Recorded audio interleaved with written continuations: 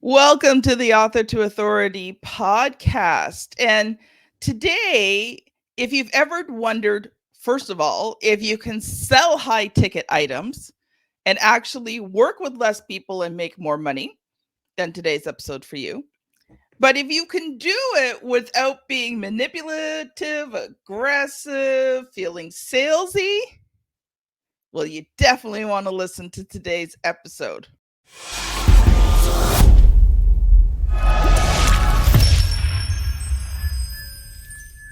I want to welcome Chandler Walker to the show. He started his entrepreneurial journey after graduating from the University of Nevada Reno with a degree in biochemistry and foregoing a medical pathway to pursue a brick and mortar wellness facility. He then pivoted to an online health practice a year before the COVID lockdowns. That was a really smart move. And after scaling both businesses to the 7-figure level and doing 3,000 to 4,000 sales consultations, Chandler was frustrated with the way sales were taught.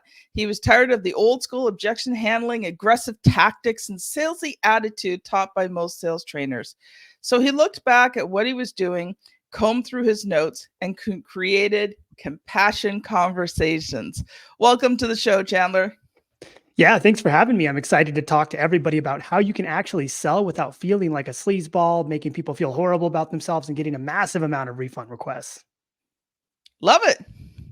So I think you just kind of answered the first question I was going to ask you is, can you sell high ticket items without being aggressive, manipulative, and salesy? Yeah, of course. And I think the problem with the industry, especially the quote unquote coaching industry, is people are like, well, if they cry, they buy. You have to stab them with the knife. You have to not only stick them with it, but you have to twist it too. And you have to make sure they leave just a ball of tears, and then they'll buy. And then you're in the greatest position ever. But the problem with that is, and that mindset is, when you do sell people in that way, their emotional brain gets fried. So they're like, oh, I have to do this. I hate myself. I hate my life. You're right. I suck. You're handsome. I'm not good looking. Just take my money. But what we ultimately want to look at is, it's like, once the logical brain steps in, they're like, hold on, you're not that handsome. Maybe I'm not that dumb. I want my money back. And then you get a refund request. So these old school tactics put us in a place to where we aren't able to actually sell effectively and keep the money that we actually are getting for our services. You are so right. So right. I remember when I first got into sales, and it was funny. There was an ad, you need to make money now, come to this spot. We'll teach you how to sell. And so I went. I mean, I was in my, I don't know, late teens, early 20s, I guess. And so I went to this thing, and, they did this presentation. And then if you were still interested, you went out with one of their sales trainers.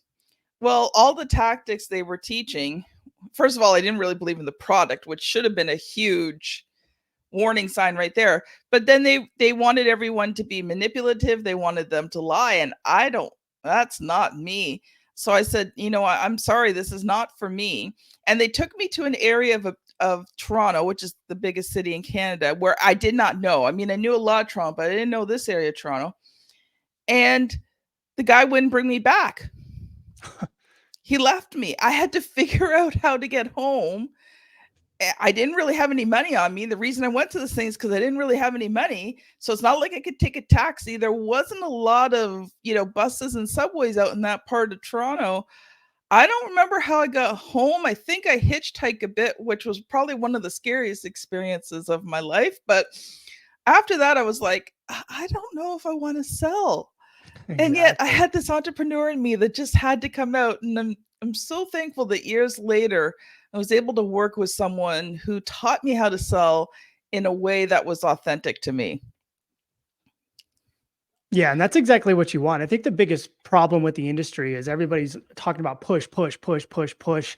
And for most of us, especially in the entrepreneurship world and this coaching world, we like people. We don't want to hurt people. The weird thing about what we're doing is we're actually here to help people. And that was one of my biggest mindset shifts that I had when I first started. I recognized I originally opened up a brick and mortar wellness facility, and I felt like the way sales were taught, I was trying to help people become better, but I was manipulating them to get there in order to get them to give me their money. And so it was this shock that I couldn't get past. And that's ultimately what forced me to build into this philosophy of compassion conversations. Mm-hmm. I love it. I love it. Chandler, tell me a little bit more about your story. So, the one thing I'm really curious about, because I mean, your timing was impeccable, was what made you switch to online in 2019? Yeah, so I'm going to write a book and talk about how I predicted the entire pandemic and I knew and sold my business. And so then it'll be a bestseller and I'll make millions speaking on stage about how I know everything about it. But in reality, what I was doing was we had the brick and mortar and I recognized that we had a footprint locally. But what I Mhm. wanted to do was be able to expand what we're doing globally. So early on, I started to build an app, and our app was centered around 7 pillars of wellness. It was mental health, social health, sleep, nutrition, fitness, habits, and wealth.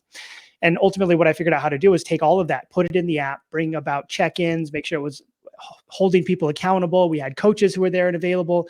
We essentially built this robust online platform. So then when the pandemic started coming around, we got the offer to sell our facility, and I already had the app running. We already had ads running. We already had people coming in the door. The online platform was more profitable than the brick and mortar itself. So it was an easy transition. And then all of a sudden the pandemic hit and I was like, wow, that was a happy accident. Oh, I love it. I love it.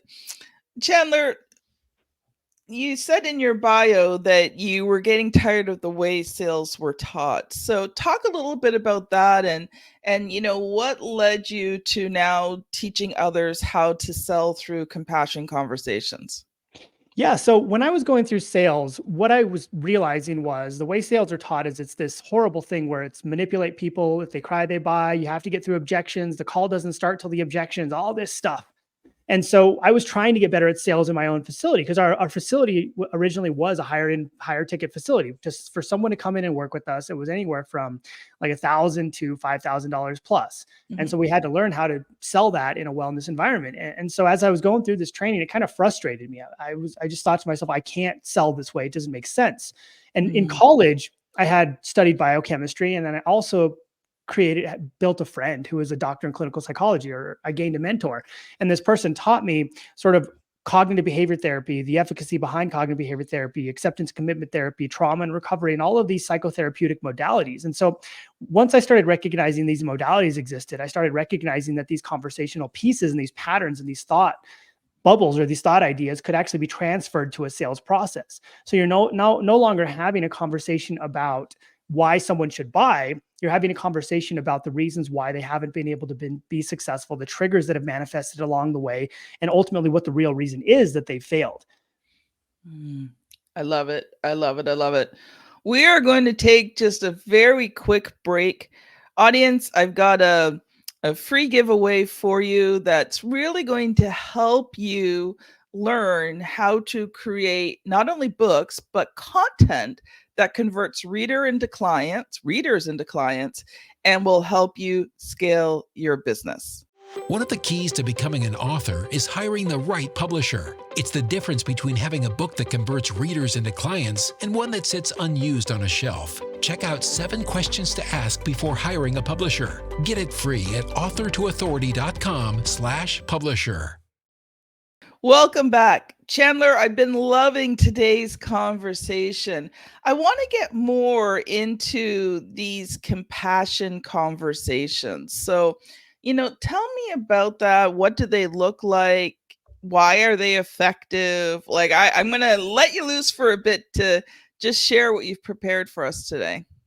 Yeah, good question. So there's basically 3 components to compassion conversations. And compassion conversations kind of stems from when I grew up, I had a mother who suffered from bipolar disorder. And so I started learning early on how to speak to someone from a neutral way, not to hold their words Mm, that they use against you or other people. And yes. ultimately learn that the way we think about the world is not necessarily right or wrong. And so once we can learn to recognize that, we can learn to check our ego, which helps immensely in the sales process. Because a lot of the time, someone comes up and they say something and our ego picks up. Oh, no, no, no, no, no, that's not right. Let me tell you why you're wrong. But ultimately, you have to recognize that you're not right. Nobody's right or wrong. Your politics and someone else's politics, they don't matter. They're all the same thing. They're all the Yes. idea you grew up with and you developed. And so when I developed compassion conversations, it was from this idea that we have to be in a position to check our ego. And so the first step in compassion conversations really is showing up without the need to make the sale. And so it's detaching from the commitment to need to sell. And so when we talk to clients about this, a lot of the time they need money. Obviously, they want to make the sale, but if they show up super needy, the prospect can smell it and they run away. And so the problem with Mhm. that is and think about this with dating. Say you get on one of your favorite app, Tinder, whatever, and you swipe on someone, you're like, oh, cool person. And you message them, you set up a date or whatever, and you're texting, and you text them nonstop for the next 5 hours. You're needy. What is that person going to do? They're going to run away as fast as humanly possible because they're going to think you're a serial killer. Same thing with sales. What I want to do is I want to approach it in a way to where the prospect shows up to the call expecting me to push them, but I don't, and I feel like I don't need, or I'm creating the atmosphere that I don't need that sell. Then they start leaning in more, and that wall of sales resistance pops down. I love it. I love it.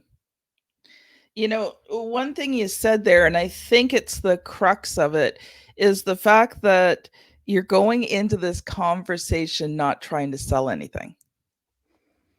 And I Exactly. think that it changes everything, because when you go into it with an attitude of, service, kindness, providing value, everything about you changes.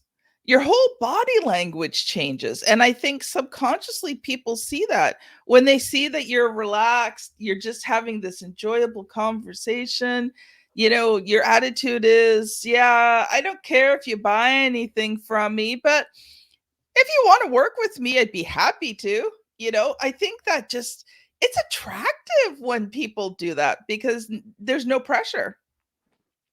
Yeah, exactly. And that's what we want, because when you think about the average consumer, they've probably been on a few sales calls, they've been to the car dealership, they show up to the call expecting to be pushed and prodded and poked and attacked. And so when they show up to the call and you're like, well, you ask questions, you tell them, and we'll go over the other steps that I have. But when you go show up to the call and it's not, hey, what can I get you to do to buy today? It's, hey, let me ask some questions to see if this even makes sense for where you're at. It changes the whole dynamic. All of a sudden, they drop their guard because they're like, wait, I thought you were going to push me. Why, hold on. Why don't you want my money? Please take my money. So now it's like this reverse psychology thing and this happens to me. This happened to me the other day. I told the guy, he was on a call with me, and I told the guy, I was like, look, I don't think this is a good time for you to do this. It just doesn't make sense. I think you should do this and this, and then come back. He goes, no, I want to buy today. I really like your sales tactic here. And ultimately it's making me want to buy more. So I actually want to buy.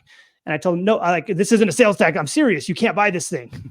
And so what that does is it pushes these people like, hold on, maybe this guy's not a jerk. Maybe I don't tell me what I can and can't do. And they want to give you their money.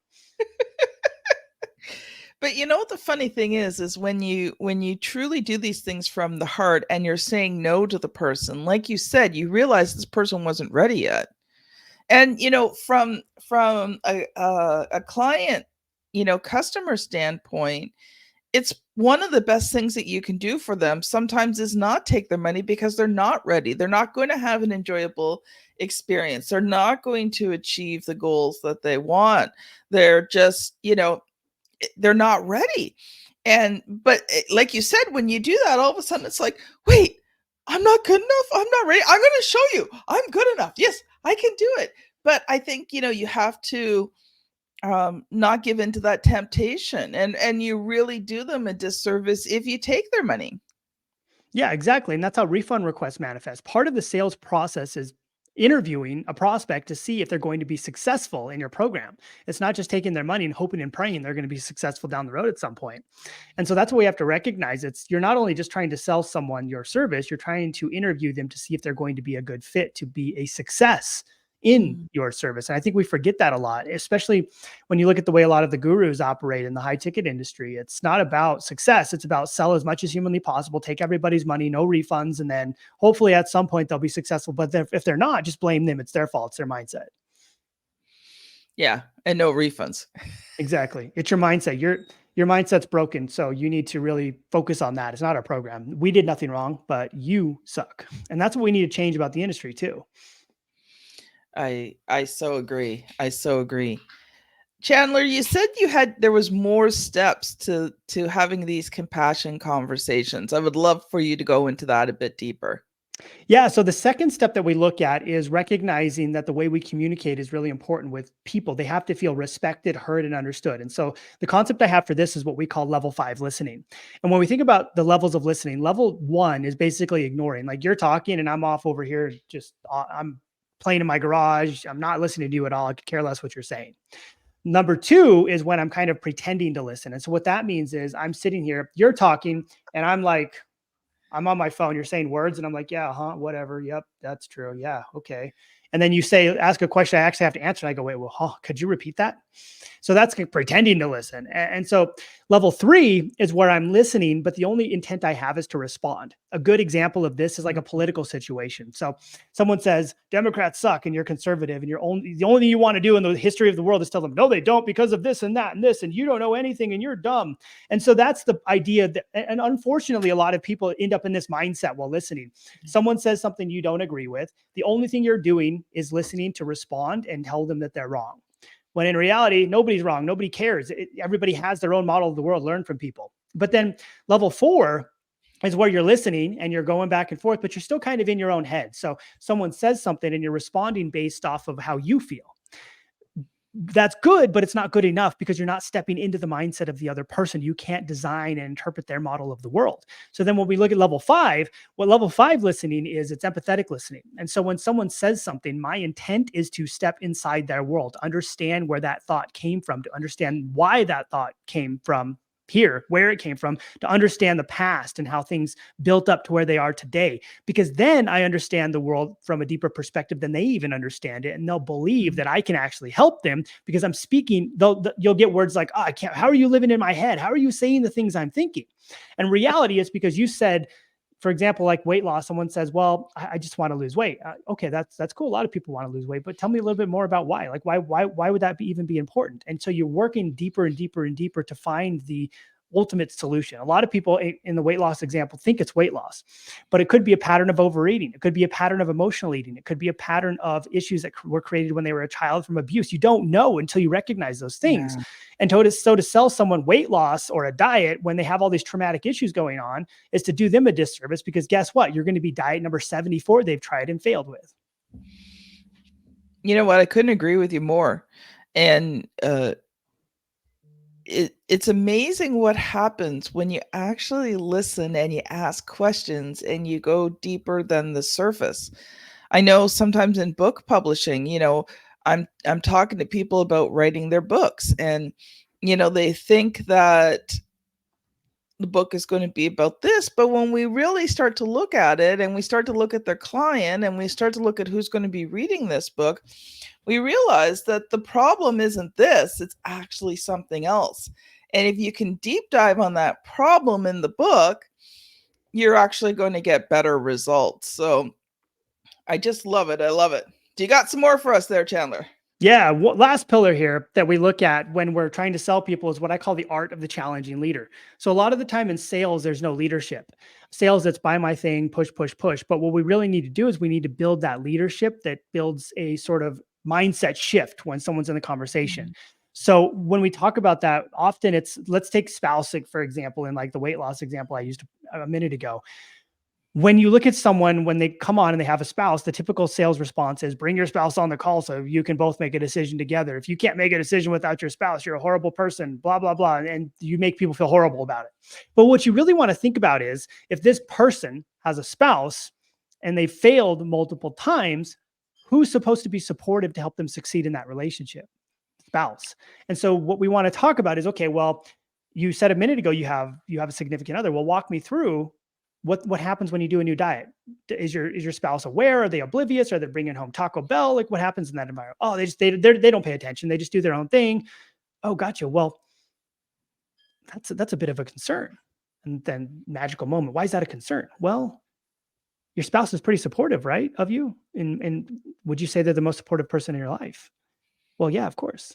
So if this is really important to you and it's harming you, why in the world wouldn't the most supportive person be paying attention? I don't know if I can even help you if that person isn't in your corner. So that's challenging them. I'm not telling them buy my thing and bring your spouse on the call. I'm telling them there's no way I can help you because you don't have the most supportive person in your life in your corner. And unless that person gets their act together and helps you, there's no way you're going to be successful. So then the next question is, never thought about it that way. What can I do now? What do you think I can do? And then I guess you're in marital counseling at that point, but then you have to realize how that it's very important to get that person on board, and you challenge them successfully as a good leader. When I say that, I'm not aggressive. I'm like, well, your spouse needs to be supportive. It's, well, I mean, if your spouse isn't supportive, I don't know how this could be successful. I'm not using an aggressive voice. I'm not being a jerk. I'm just approaching it from a place of love, care, and concern. Love it, love it, love it, Chandler. I did not get a chance to ask you this question before we got on the call. So audience, you'll have to excuse me because usually I have this detail worked out ahead of time. But Chandler, are you an author? Have you written any books yet? Not yet. Okay. So we won't be doing the section I normally do where I ask every author the question, what was the good, the bad, and the ugly about writing, editing, and publishing your book? One thing that I liked about what you said was the fact that, it wasn't about trying to bring the spouse on the call to manipulate them as well so that they both wanted to hand you money. It was about truly having a kindness and a caring and a compassion for the person, and recognizing that if they don't have the right support systems, what you try to do with them is just not going to work. And I think that's a amazing attitude to have in terms of, being an entrepreneur who wants to change people's lives. Yeah, exactly. And I think when you're in the sales process, you have to recognize that you're speaking with human beings. And when you're in the high ticket world, people are on that phone call with you because they failed probably 5, 6, 7, 8, 9, 10. They failed multiple times over and over and over again. And they're on that call because there's a sort of desperation in their mind. And there's a mindset shift in there that's maybe this time will be different. And so if this time isn't different, then you just sell them on the same thing, let them have the same patterns of sabotage and failure. Don't challenge them on what's really going on. You're perpetuating the cycle. And that's why people don't trust the high ticket industry often, or the high ticket world, because it's this concept of, hey, buy my thing. If it doesn't work, it's your mindset. It's your fault. No refunds. Also, we don't do anything wrong ever. And so we have to make sure that we, as individuals who are selling our high ticket services, we can be the stewards of change in the industry. We can do things differently, and it's okay to do things differently. And if we do things differently, people recognize that. People buy from us. People tell us it was a great experience. People thank you for the sales call, and you change the entire dynamic of the way that this industry is perceived. Such a great thing. So, Chandler, I'm going to ask you sort of a very off the cuff question. If you were to write a book, what would you want to write about? I would write a book on our original 7 pillars of wellness. I think there's so much to offer in terms of wellness for both the entrepreneurial side of things, the communication side of things, sale, like everything you do stems from the way you take care of yourself. And in my philosophy is you have to live in your body. And if you're living in your body, you may as well take care of that thing, because that thing will break down. And if that thing breaks down, it's over. Life can't go on, obviously, because you're sick, dead, and dying. And so if I was going to write a book, it would be I would call it the 7 pillars of wellness, or the ultimate 7 pillars of wellness, or something like that. We would go through all 7 pillars. We would go through the mental health components. We would go through the social health components. We would go through the sleep components, the nutrition components, the fitness components, and the wealth components.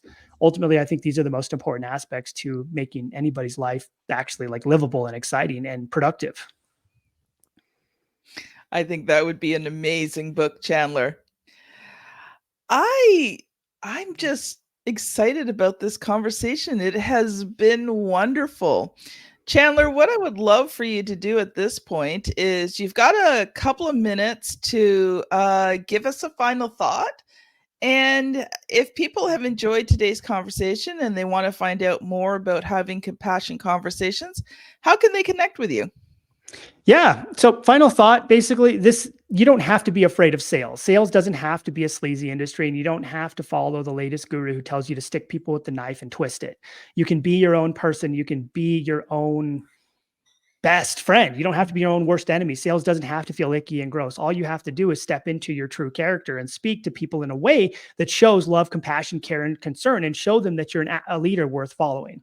And if you're interested in learning more about how we build high ticket sales processes, I have a system called the 9-step framework to building compassion conversations, or the 9-step framework to how to sell without manipulation, aggressive tactics, or feeling salesy. If you're watching this on LinkedIn or Instagram, you can just DM me, and I will DM me the word sales and I'll send it over to you. If not, we'll put the link in the show notes so that people can click on it.